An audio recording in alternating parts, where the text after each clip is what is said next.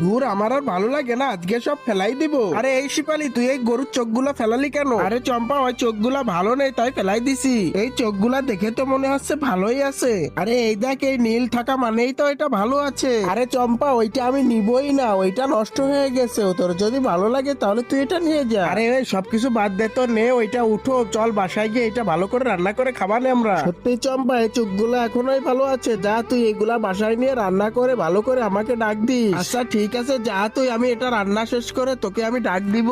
আরে চম্পা, তোর কথা মতো এই দেখ, আমিও ওই পচা জিনিসটা ওকে দিয়েছি। চল চল এবার বাসায় চল। আজকে এই চোখগুলো আমি ভালো করে রান্না করব আর সবাইকে আমি ডেকে খাওয়াবো। প্রথমে এই চোখগুলো আমি ভালো করে ধুয়ে মুছে আমি কড়াইতে দিয়ে দেবো সিদ্ধ করতে। তারপর বন্ধুরা, এই চোখগুলা রান্না শেষ করতে করতে তুমি যদি বলতে পারো এই মেয়েটি কিসের উপর বসে আছে, তাহলে একটা লাইক করে কমেন্টে বলে যাও। আর যদি এই ছবিটি পছন্দ হয়ে থাকে তাহলে একটা সাবস্ক্রাইব করে যাও। আরে বা, রান্না তো শেষ, আমি একটু খেয়ে চেক করে